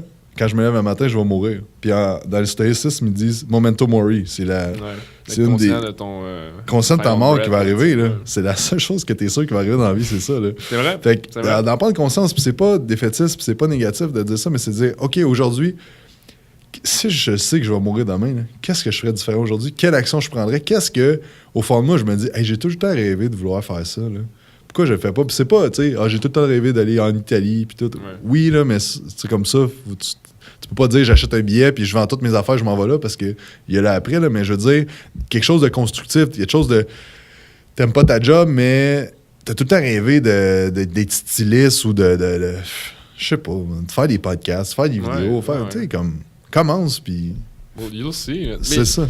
C'est drôle que tu dis parce que tu as mentionné que c'est pas de manière défaitiste que tu dis ça, mais souvent les gens qui sont. Je recule un peu, là. Je me rends compte que moi aussi je pense comme ça. Okay? Je pense que d'être conscient qu'on va crever, c'est la seule chose que tu es certain. En fait, là, je suis plus vraiment sûr, en fait, à cause de tout ce qui est comme les cells therapy, puis genre, est-ce que tu peux, genre, potentiellement jamais mourir, là? Et là, on est dans un air un peu comme entre, c'est-tu vraiment vrai ça, ou ça va-tu vraiment arriver avec la science et tout? Mais, mettons qu'on se dit que, bon, 2-3 générations plus tôt, remarque, il le faisait peut-être dans l'armée, mais on le sait juste pas encore, là. Mais, anyway, on n'embarquera pas dans la spéculation. D'être conscient que toute chose a une fin, je pense que ça te fait vivre plus facilement dans le moment présent.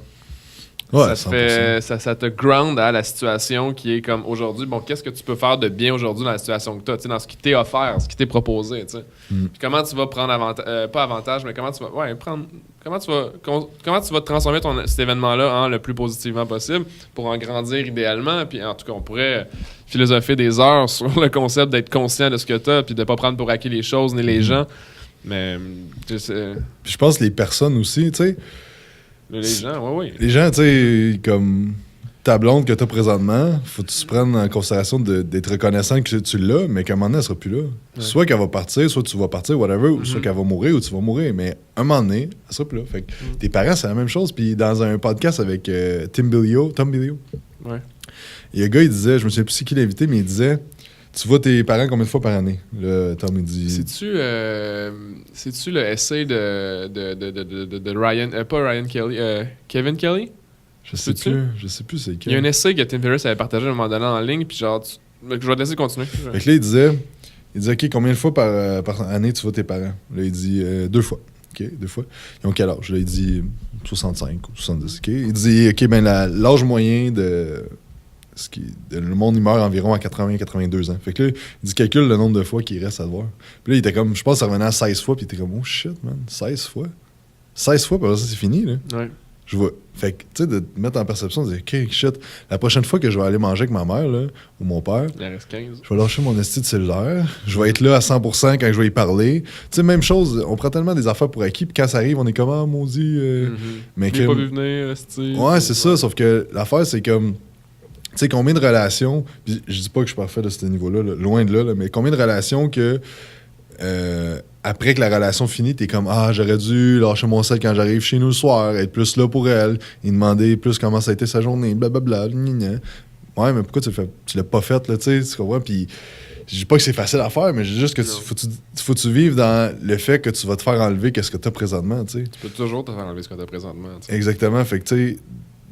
Surtout je veux pas dire surtout en business, parce que au niveau relationnel aussi, ça doit arriver à des gens que tu prends pour acquis ta femme, puis là, oh, c'est drôle, elle a un nouveau mari. exact. Mais en business, tout le monde veut ta job, tout le monde veut tes clients. Fait ouais, exact. Puis tu sais, t'es don't pas... get comfortable. C'est ça. Puis tu sais, moi j'aime ça me rappeler que t'es pas spécial pour personne.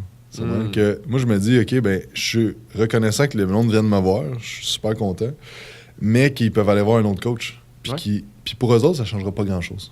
Peut-être qu'ils m'aiment bien là, mais tu sais, fait que... Parce que t'as un bon branding. Ouais, exactement.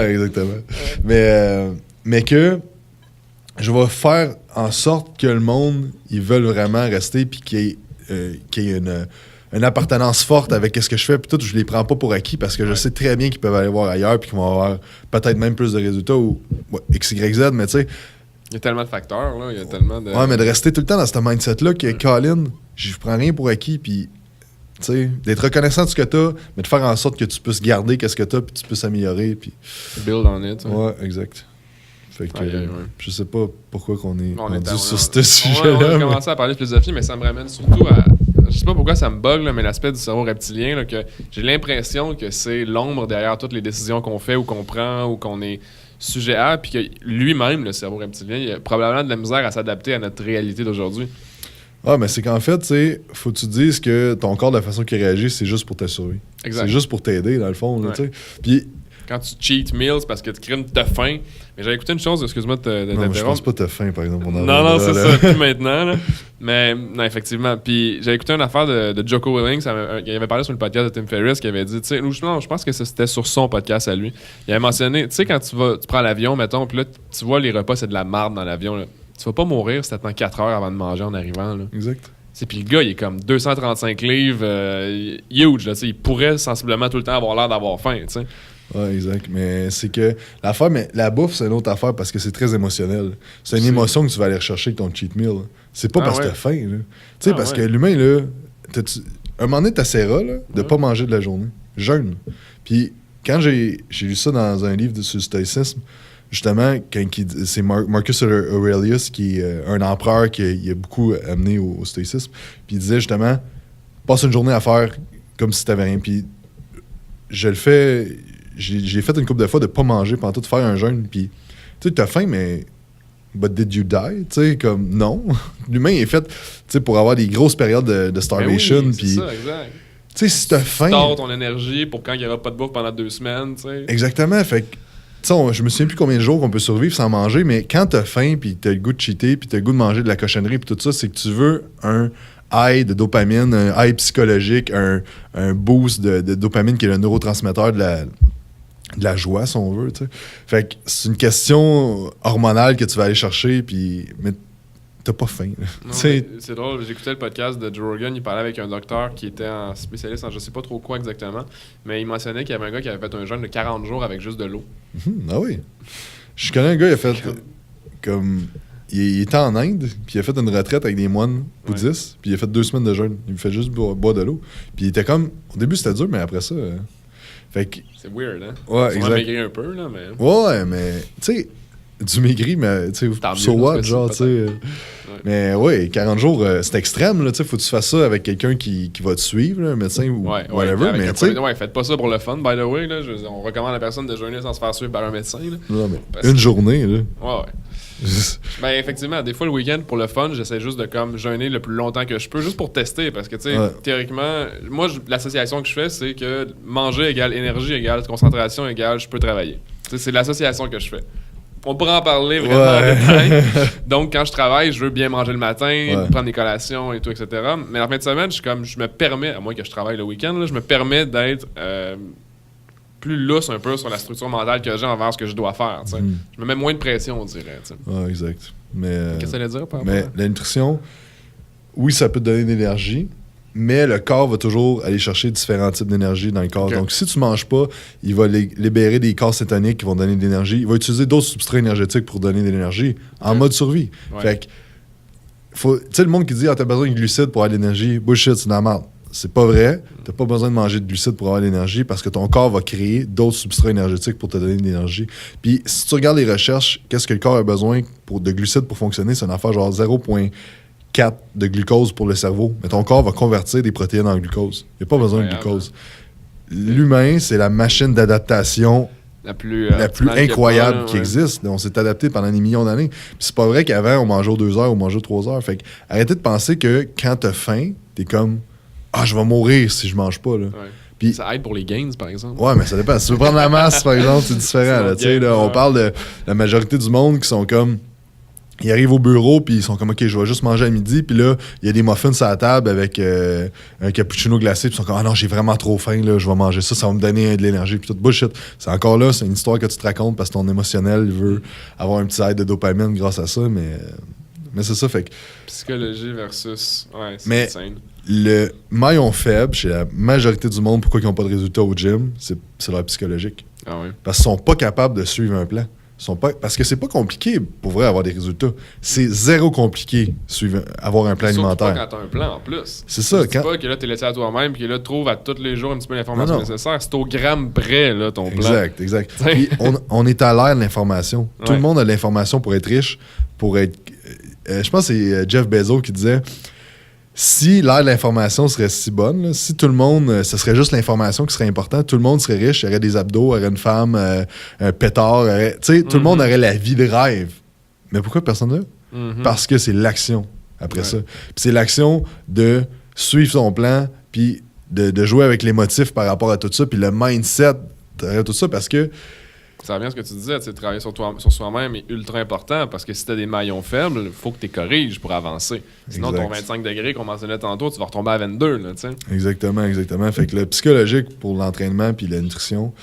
Puis le psychologique en entraînement aussi, d'être capable de pousser ton corps à un point que tu dis « OK, je suis plus capable de faire un autre rep. Là. Ouais, mais tu vas en faire 5. Okay? Puis te dire « Je vais en faire 5. » Joe Rogan il a donné un très bon conseil par rapport à ça. Je sais pas si c'est parce qu'il y a un background assez particulier. Il parlait avec 2 de ses amis qui faisaient un challenge que c'est Sober October, qui allait pas boire ni fumer pendant tout le mois. Il a mentionné que pourquoi que lui s'entraînait aussi intensément au gym, puis comment en fait, parce qu'il n'y a pas nécessairement de coach à écrire après en arrière. Il dit, moi je pense tout le temps que si ma famille y arrivait quelque chose, si j'étais en mode survie, si mettons il y a quelqu'un qui a un gun sur la tombe de ma mère, puis je suis devant lui, puis j'ai plus d'énergie. Tu sais, c'est assez deep dedans. Il dit, t'as-tu encore d'énergie pour genre te lever, puis faire quelque chose? Puis il va vraiment dans des idées dark puis négatives. En même temps, c'est ce qu'il dit.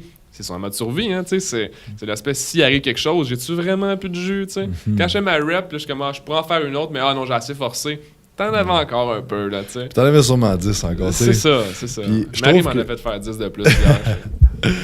Mais je pense que de pousser, le mental va casser avant le physique, là. Ça, je le sais. Tu vois le monde qui font des marathons, tu vois, puis c'est vraiment bon, selon moi, de pousser ton corps à des limites que ton mental est cassé puis tu continues, tu sais. Puis récemment, j'ai été faire... tu sais, ceux qui écoutent le podcast, ils voient pas la vidéo, moi, je pèse 230 à 6 pieds. Je suis pas quelqu'un qui est très bon dans les affaires aérobiques de faire du cardio, OK? Je suis pas super endurant, puis... parce que veux pas, mettons, je marche, ben j'ai plus de poids à traîner que quelqu'un qui paye 180, right? Puis je m'entraîne pas pour ça. Puis cet été, j'ai fait beaucoup d'hiking, puis je suis pas super bon là-dedans parce que je me suis jamais entraîné là-dedans. Puis cet été, on était faire, j'ai écrit sur Google la hike la plus dure de l'Amérique du Nord. Puis de une journée, c'était au Mont Washington, mais c'était la traversée présidentielle que ça s'appelle. C'est 30 km en une journée. Okay. Et tu vas monter 7 monts. Avec une dénivellation de je sais plus trop combien, mais le premier mont est à 1600 mètres, sur 200 000 mètres, sur monte à... Puis moi et mon chum Hugo, on s'est dit, OK, man, on va faire ça. Fait que là, on part. Moi, j'avais fait les Adirondacks, puis on avait fait un autre. Okay. On avait fait 3 hikes dans l'été, okay. Zéro préparé, là, avec nos sacs à dos, puis genre, j'ai mon drone là-dedans, puis tu sais, veux pas, lui, Hugo, il pèse 260. Fait que faut quand même manger, OK? Fait qu'on a les sacs à dos bien pleins d'eau puis de bouffe parce qu'on part genre pour de 12 à 15 heures. Puis ça a été la chose la plus dure que j'ai faite physiquement. Puis mon mental était pété après, genre... Quand je suis arrivé, dans le fond, le Mont Washington est dans le milieu de la hike. Quand je suis arrivé là, j'étais vraiment cassé. Là. Puis je demande au gars, puis il me dit... C'est combien de temps redescendre l'autre bord? Parce que nous autres, notre hôtel, il y avait comme un hôtel de jeunesse. Dans le fond, c'est que tu pars d'un bout jusqu'à l'autre bord. Fait on laisse le char à une place, puis on va dormir là. Le lendemain, il y a un shuttle qui te ramène. Tu sais. Ok. Là, il me dit, ben c'est encore le même temps que qu'est-ce que t'as fait. Fait que là, on arrive, puis là, ça fait 12 heures qu'on est parti. Là, j'ai dit, OK, il reste 12 heures. Man. Fait que ça veut dire qu'on va arriver à 3 heures du matin. Fait que, bref, j'étais cassé là, puis mon chum, on était deux, une chance, puis Hugo aussi, un estime mental. Fait que là, on était comme, OK, là, fuck off, si on descend. Puis là, on sort dehors, c'est nuageux à mort, il se met à pleuvoir, on est aïe, aïe. Fait que là, on part, mais on avait tellement le mental pété, puis de dire, hey, on peut plus continuer, là. Je suis plus capable, là. J'ai mal partout, j'ai mal dans les genoux. Tu sais, c'est dans la grosse roche, là. C'était pas un hike de plaisance, là. Il y a rien de le fun là-dedans, là, pour vrai. Mais on a tellement poussé notre corps à bout, puis on en parlait parce qu'on essayait de se changer d'idée parce qu'on était plus capable. Ouais. Puis on est parti le matin à 5h, on a mis nos lampes frontales, puis il a commencé à faire clair à 6h30, mais le soir à 8h, il faisait noir, on était en plein milieu du bois tout seul, les deux, là. Puis on était vraiment cassés, là, puis on en parlait, puis on était comme, man, le mental casse tellement avant le physique parce que ça fait genre 3 heures qu'on se dit qu'on est plus capable, là. Puis on continue pareil, là. Puis on se pousse, puis... Pas d'autre choix, là, tu sais. Non, c'était pas chaud parce que là, on était en mode survie, là. Mais quand tu... Là, après ça, le lendemain, j'étais comme, aïe, aïe, OK, là. Si je suis capable de me pousser dans les...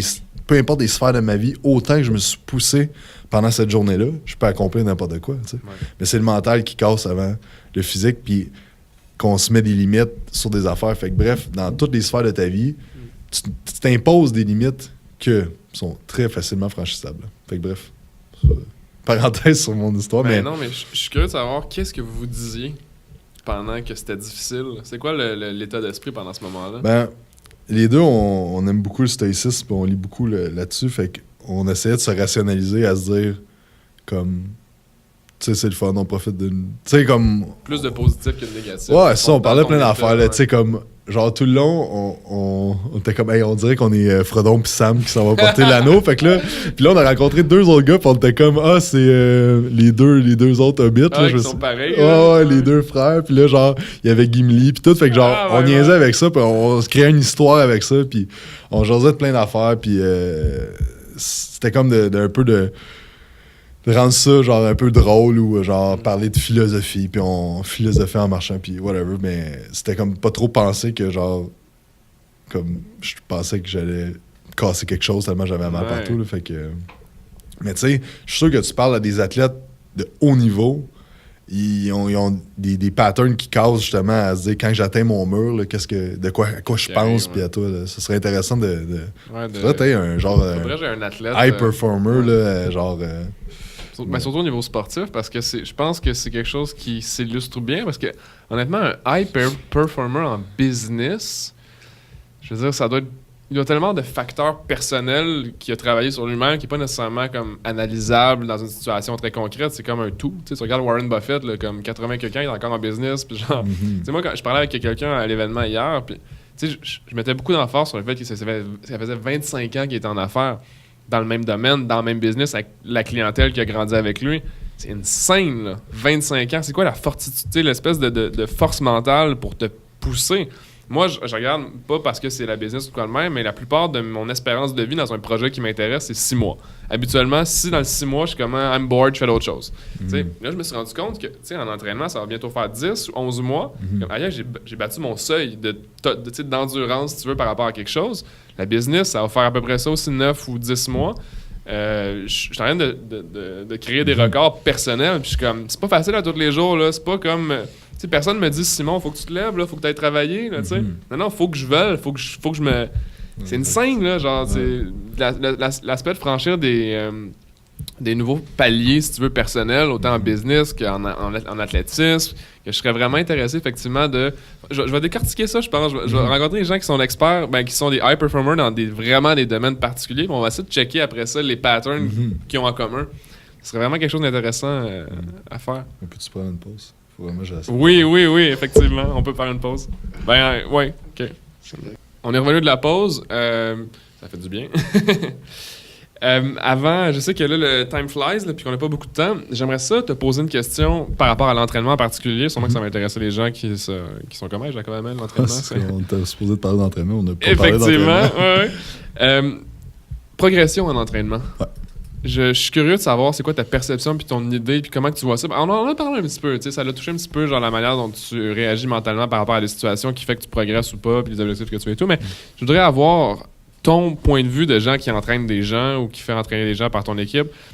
Comment tu perçois ça, la progression? Donc, quel outil qu'on utilise pour mesurer la progression? Ou Ouais, qu'est-ce que tu utilises? qu'est-ce qu'on... Effectivement, OK. ouais. Fait que dans le fond, la progression, ben, tu peux l'avoir de côté... Ça dépend de tes objectifs, mais c'est surtout OK. côté physique que tu peux voir ta progression au niveau de ton poids corporel, au niveau du pourcentage de gras, au niveau de la masse musculaire, que c'est des choses qui peuvent être calculées. Moi, j'aime bien remarquer aussi la progression au niveau de la personne, comment elle se sent. Donc, j'ai un questionnaire que je pose sur le stress, la digestion, le sommeil. Et dans le fond, s'il y a certains points qui vont pas bien, mais on veut voir une progression à ce niveau-là parce que j'aime dire que l'entraînement, c'est comme un auto, tu sais. Puis tu as des pneus qui sont le stress, le sommeil, la digestion, puis la nutrition. Puis ça fait un tout, c'est ça. Puis c'est de même que tu as des résultats. Donc, si tu as un pneu qui est crevé, tu as beau le mettre le pied dans le fond pour t'entraîner le plus fort que tu peux, tu vas aller moins vite, tu sais. Fait qu'il faut que tes piliers soient très, très solides pour pouvoir progresser plus vite. Donc c'est ça, c'est une façon de voir la progression si les symptômes s'améliorent. Donc, quelqu'un qui a des gros problèmes digestifs, ben, on va travailler là-dessus. Puis, magiquement, la shape, elle s'améliore. Sans faire trop d'efforts au niveau de la shape, mais quand on améliore le système digestif ou le sommeil, ou etc., ça améliore la shape. Donc c'est ça. Puis après ça, bien, il y a progression au niveau des charges, au niveau de l'entraînement, comment ça progresse. On a un système qu'on ramasse des données, puis tout ça. Fait que c'est pas mal ça, tu sais. Tu peux voir au niveau de la progression. Je pense aussi visuel dans le miroir, avec des photos, puis ça, c'est quelque chose de bien intéressant de faire ça. Tu sais, j'aime ça sur certaines personnes aux 3 mois, d'autres aux 6 mois, d'autres sur 1 an, tu sais, voir la progression, puis tu te dis, OK, shit, je suis parti de là, je suis là présentement, j'ai eu une grosse progression, donc c'est pas mal que ça, là. As-tu des... par rapport à tes intérêts et tes connaissances, as-tu des points où est-ce que t'aimes plus aller dans une direction avec quelqu'un pour analyser, je veux dire, pour voir sa progression? Est-ce que, comment tu analyses la progression d'un cas typique, par exemple? Ouais, ben, dans le fond, qu'est-ce que j'aime... Le cas que j'aime mieux analyser, maintenant? Ben, de quelle manière est-ce que tu vas réagir devant une situation où est-ce qu'ils vont te poser des problèmes, peut-être au niveau digestif, peut-être au niveau sommeil? C'est quoi ton mindset par rapport à ça? Fait que tu veux dire, mettons, quelqu'un qui a des troubles X, Y, Z. qui progresse pas. Exact. Ben, en fait, c'est toujours trouver le maillon faible là, de la personne. T'sais. Fait que des fois, la personne, elle peut avoir un trouble de digestion, mais ça peut être à cause qu'elle est trop stressée ou qu'elle dort mal. Ou, tout le corps est une unité. Cause à effet. Est interrelié, puis il faut trouver le maillon faible. Donc, dans l'entraînement, c'est la même chose. Si tu ne progresses pas, mettons, au squat, OK, ben qu'est-ce qui fait en sorte que tu ne progresses pas au squat? Ça peut être une multitude de facteurs, dont ta technique, dont la force de tes abdos, dont la force de ta chaîne postérieure, dont la force de ton dos. Tu sais, il peut y avoir plusieurs facteurs. Fait que c'est décortiquer, puis trouver le plus petit la plus petite chose qui va faire la différence, tu sais, puis j'en ai pas vraiment parlé, mais j'ai goût d'en parler de pourquoi ça s'appelle Quantum Training. C'est que le Quantum, c'est la plus petite unité mesurable de n'importe quoi. Donc, exemple, une livre, il y a un quantum d'une livre. Donc, moi, je crois fortement que les plus petits détails vont faire une différence. Donc, de trouver le petit détail, le maillon faible, qui va faire en sorte que tout le reste va aller mieux. Tu sais, fait que c'est ça.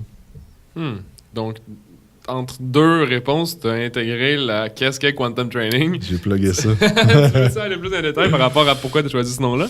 En fait, parce que je voulais quelque chose que je pouvais me dissocier un peu, que c'était pas mon nom, parce que moi, ce que je veux, c'est que Quantum Training soit reconnu et non Jacob Hamel, parce que là, maintenant, j'ai une équipe, puis ma vision ultime, c'est d'avoir une équipe beaucoup plus grosse que ça, puis d'avoir que ça avance beaucoup plus que ça.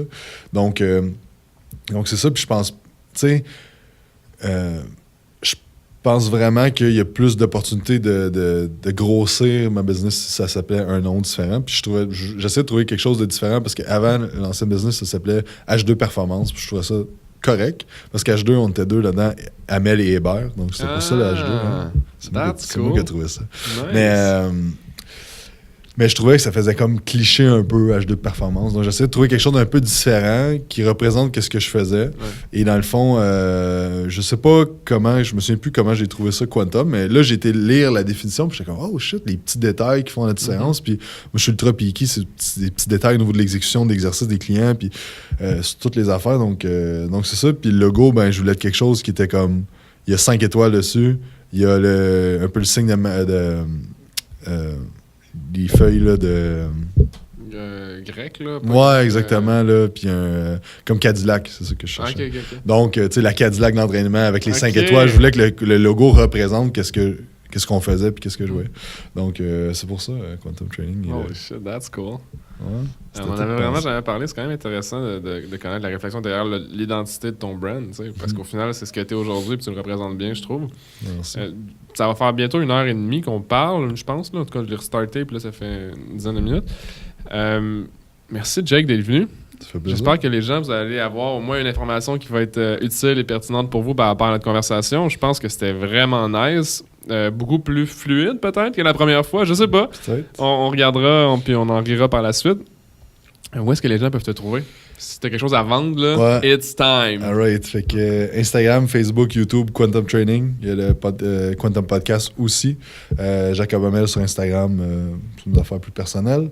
Et c'est ça. Fait que c'est des coachs qui écoutent. On offre aussi des formations en ligne sur notre site quantumtraining.ca, des formations aussi au Pour gym. entraîneur, Ouais, non? pour entraîneur. Si tu veux devenir entraîneur, on donne des formations de ça. Si le monde sont intéressés à savoir plus sur nos produits, comment qu'on travaille et tout ça, dans le fond, entraînement, nutrition, les séances d'entraînement.